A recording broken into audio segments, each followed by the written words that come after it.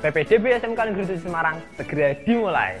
SMK Negeri 7 Semarang yang dulu disebut dengan STM Pembangunan Semarang memiliki 8 jenis program keahlian. Mau tahu program apa aja? Ayo simak video ini sampai selesai. KGSP. KGSP adalah kependekan dari konstruksi gedung, sanitasi, dan perawatan. Nah, di jurusan KGSP ini kita belajar mengenai apa aja sih? Di jurusan KGSP ini kita akan belajar mengenai satu, perawatan gedung. Yang kedua adalah sistem utilitas bangunan. Yang ketiga, gambar teknik manual ataupun menggunakan software. Lalu yang keempat, kita juga belajar mengenai estimasi biaya konstruksi. Lalu yang kelima, kita belajar mengenai dasar konstruksi bangunan. Lalu yang keenam, kita belajar juga mengenai konstruksi bangunan gedung. Lalu ada mekanika teknik dan juga teknik ukur tanah. Nah, bagaimana sih prospek kerja dari jurusan KGSP ini?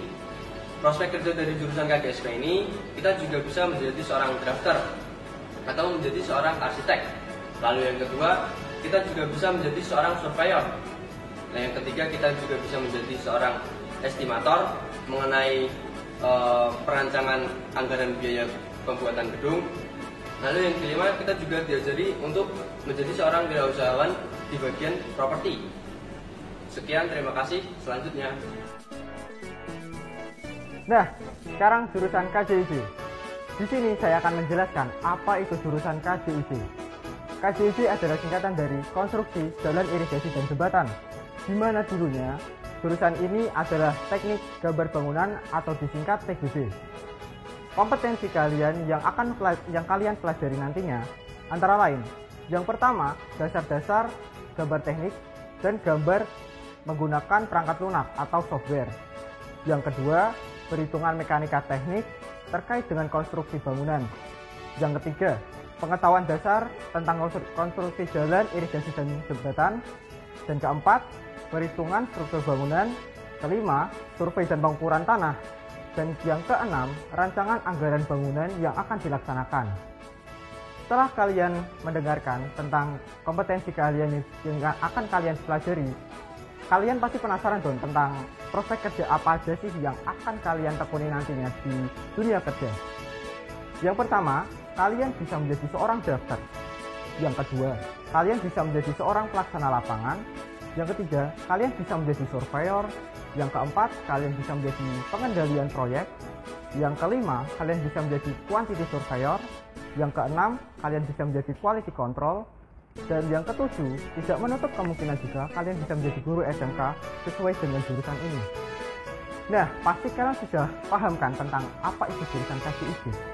Namun kalian juga harus siap jika kalian sudah membulatkan tekad dan jika kalian sangat ingin masuk jurusan ini.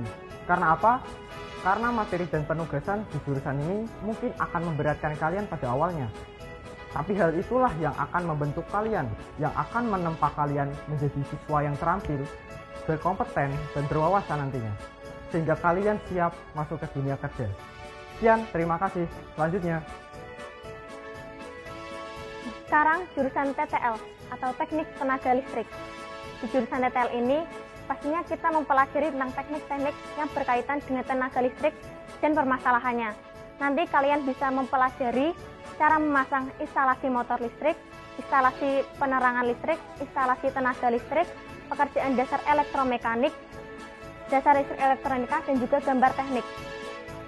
Untuk prospek kerja dari jurusan TTL ini, nanti kita bisa bekerja di bidang pembangkitan, distribusi, transmisi, dan pemanfaatan tenaga listrik di instansi pemerintah atau industri ketenaga listrikan.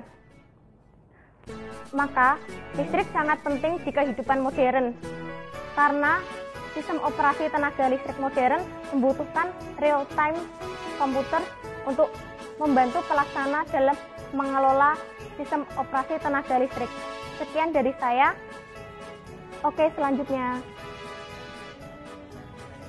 SIJA merupakan singkatan dari Sistem Informatika Jaringan dan Aplikasi. Kalian ketika mendengar kata SIJA pasti selalu identik dengan komputer, laptop, dan wifi. Sebenarnya apa aja sih yang dipelajari?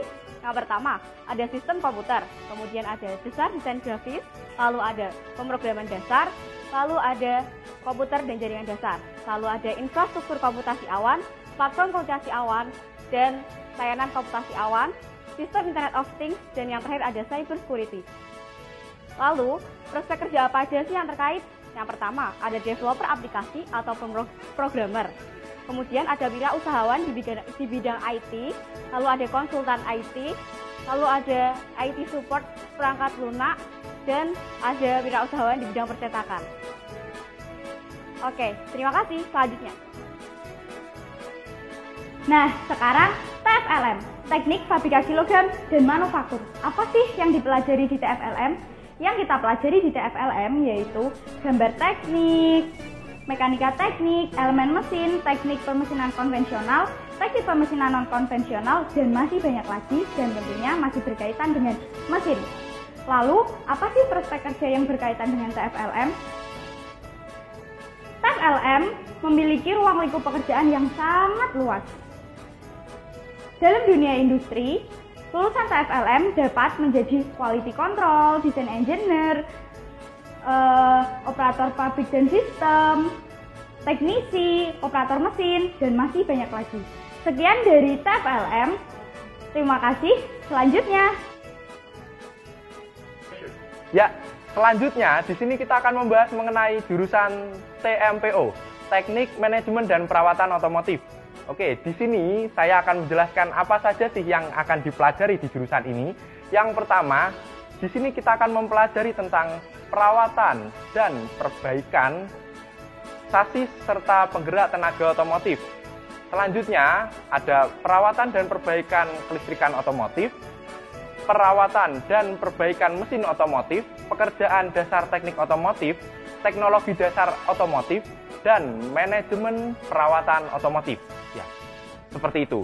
Jadi, setelah mengetahui apa saja yang dipelajari di jurusan ini, pasti teman-teman bertanya, apa saja sih nanti pekerjaan yang bisa kita dapat setelah lulus dari jurusan TMPO ini?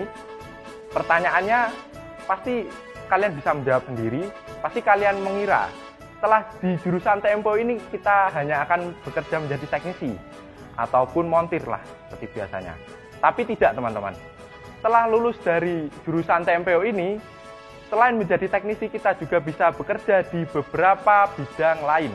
Yang pertama, kita bisa bekerja di industri otomotif yang biasanya merakit kendaraan yang kita pakai. Yang kedua, kita bisa menjadi guru SMK, menjadi jurnalis majalah otomotif, menjadi wirausahawan. Kita bisa membangun bengkel dan membuka usaha sendiri. Selanjutnya kita bisa menjadi operator alat berat, menjadi modifikator otomotif, dan masih banyak lagi prospek-prospek kerja yang menguntungkan lainnya. Jadi seperti itu, teman-teman. Jangan takut untuk masuk TMPO, jangan ragu. Terima kasih. Selanjutnya. Nah, sekarang giliran TEDK nih. TEDK atau singkatan dari Teknik Elektronika Daya dan Komunikasi adalah jurusan yang bertujuan untuk mencetak lulusan yang mampu mengoperasikan rangkaian elektronika dan komputer dalam bidang komunikasi dan daya. Lalu, apa saja sih yang kita pelajari saat Anda masuk dalam jurusan ini? Yang kita pelajari ada pengoperasian rangkaian elektronika seperti audio, video, radio, pemancar, dan lain sebagainya. Ada juga dasar listrik elektronika, ada juga teknik dan bahasa pemrograman seperti mikroprosesor dan juga mikrokontroler. Lalu, apa saja prospek-prospek kerja dalam jurusan ini? Yang kita dapat dalam jurusan ini, kita bisa menjadi electrical engineering, IT engineering, software developer, atau bahkan kita bisa menjadi programmer. Lalu, tunggu apa lagi? Sekian, terima kasih. Oke, selanjutnya. Teknik Mekatronika. Nah, di Teknik Mekatronika biasa disingkat TME. Di TME kita belajar beberapa hal. Yang pertama, mesin. Di mesin kita mempelajari tentang pengelasan, bubut, freeze, CNC, dan CAD. Itu di bagian mesin. Kemudian yang kedua, kita belajar mengenai tentang elektronika. Di elektronika kita belajar mengenai elektronika dasar dan sistem kontrol. Kemudian pemrograman.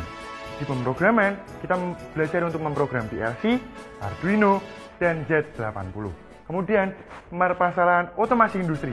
Di sini kita juga belajar mengenai pneumatik dan robotik. Kemudian, untuk di TME, prospek kerjanya apa aja sih? Nah, pertama, kita bisa menjadi mechanical dan electrical engineer di perusahaan manapun. Bahkan, mechanical di perusahaan yang sudah mendukung industri 4.0. Nah, kemudian juga kita bisa menjadi supervisor otomasi, kita bisa menjadi PLC and automation maintenance, kemudian kita bisa menjadi control and maintenance di perusahaan tambang dan migas, kemudian yang terakhir kita bisa mengembangkan wirausaha sendiri yang berbasis TME. Sekian dari kami, terima kasih. Nah, udah jelas kan sekarang? Ayo saatnya tentukan dan mantapkan pilihan program keahlianmu di SMK Negeri 7 Semarang. Ayo jadi bagian dari SMK Negeri 7 Semarang.